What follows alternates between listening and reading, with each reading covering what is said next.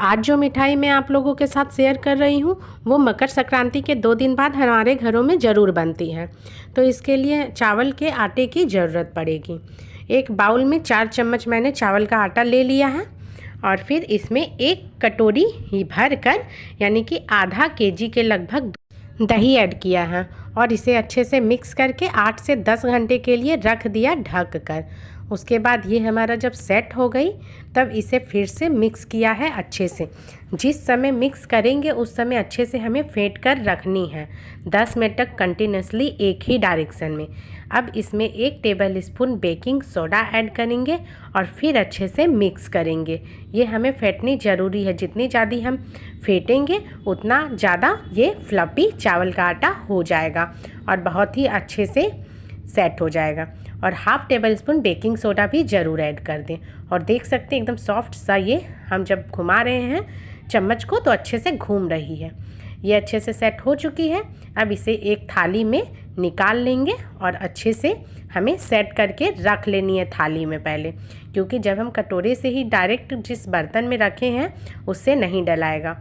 इसमें अगर डालेंगे तो एक शेप में हमारी सारी मिठाइयाँ रेडी होंगी, तो इसलिए थाली में इस तरीके से सेट करनी ज़रूरी है। अब इसे रखेंगे एक साइड।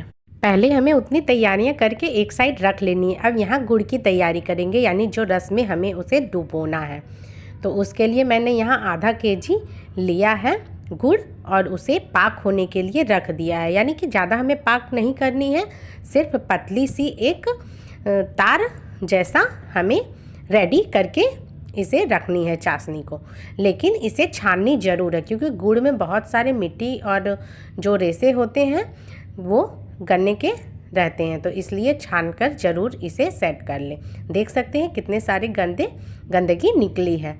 अब ये हमारा अच्छे से हो चुका है। अब इसे थोड़ी देर और उबालेंगे जब तक कि थोड़ी सी गाढ़ी ना हो जाए। हमें पतला ही चाशनी रखनी है, ज़्यादा गाढ़ी करनी नहीं है। फिर भी चलाते हुए इसे मिक्स करनी है। और ये हमारा हो चुका है। अब उसे भी रखेंगे एक साइड। अब एक कढ़ाई में घी ऐड करेंगे। आपके पास जो भी ऑयल हो आप उसमें तल सकते हैं। वैसे अगर जब आप सरसों के तेल में इसे तलेंगे तो सरसों को पहले सरसों तेल को जला लें अच्छे से, उसके बाद ही आप सरसों के तेल में भी ऐड करके इसे तल सकते हैं। अब यहाँ गर्म हो चुकी है। पहले इसे तेज़ आंच में पूरा गर्म करेंगे, फिर ठंडी होने देंगे। फिर जिस तरीके से मैं देख सकते हैं जिससे सब्जी चलाती हूँ वो वाले चम्मच से एक एक करके डाल रही हूँ, वो भी पानी लगाकर। अगर आप पानी नहीं लगाएंगे और डायरेक्ट डालेंगे तो अच्छे शेप से नहीं गिरेंगी उसमें। तो हमें अच्छे से एक साइज में लाने के लिए इसी चीज़ से या फिर जिससे आपको आसानी हो आप उससे इस तरीके से बना सकते हैं। बहुत ही अच्छे से बनकर रेडी हो जाती है। और जैसे जैसे आप कढ़ाई में इसे डालेंगे हमें थाली में भी जो बैटर बचा हुआ है उसे एक साइड यानी कि साइड के साइड ही हमें करते जानी है, क्योंकि अगर हम नहीं करेंगे तो अच्छे से नहीं निकलेगी। और इतना ब्राउन हमें करनी है, पूरा एकदम जब सुनहरा हो जाए अच्छे से तो फिर निकाल के उसे रस में डुबो देंगे और फिर से तेल को ठंडी होने देंगे। फिर इसमें हम वैसे ही जिस तरीके से स्टार्टिंग में डाला वैसे ही एक एक करके इसमें भी ऐड करते जाएंगे। ये हमारे यहाँ मकर संक्रांति के 2-3 दिन के बाद ज़रूर बनती है और हर साल बनती है। तो आप लोगों के साथ भी पहले ही शेयर कर रही हूँ। अगर आप लोगों के घर में भी बनती है तो कमेंट बॉक्स पर ज़रूर बताएं। वैसे तो ये लगभग सारे घरों में बनती ही है और सबको बहुत पसंद भी आती है। अंदर से पूरा जूसी बनकर रेडी होती है और बाहर से एकदम क्रिस्पी सा रहता है और बहुत ही जूसी बनती है। तो आपने ये लास्ट टाइम कब बनाया था ये भी कमेंट बॉक्स पर ज़रूर बताइएगा।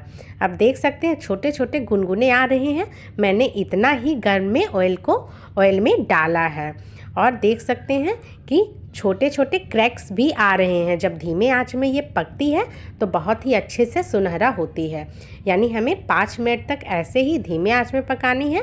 उसके बाद फिर आंच को तेज़ कर देनी है और फिर सुनहरा होने तक करनी है।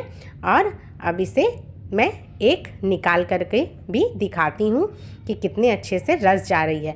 जब बनाना आप शुरू करें तो ये चीज़ का ध्यान रखें कि पहला जो बैच निकाले उसमें ही चेक करके पहले देख लें कि रस अच्छे से अंदर से जा रही है या नहीं। अगर नहीं जा रही होगी यानी कि रस गाढ़ी है, थोड़ी पतली रखिएगा तो अच्छे से जाएंगी। और ऐसे ही करके हमें सारे तलकर रेडी कर लेनी है।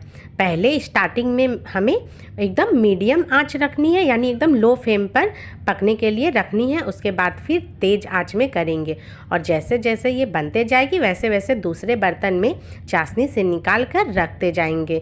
ये भी ज़रूरी है क्योंकि अगर एक ही में डालेंगे तो आपको पता नहीं चलेगा कि किस में रस अंदर गया है और किस में नहीं गया है, तो इसलिए वो चीज़ भी करना ज़रूरी है। बाद में जब सारे रेडी हो जाएं तो फिर वापस से उसी में उड़ेल कर आप रख सकते हैं।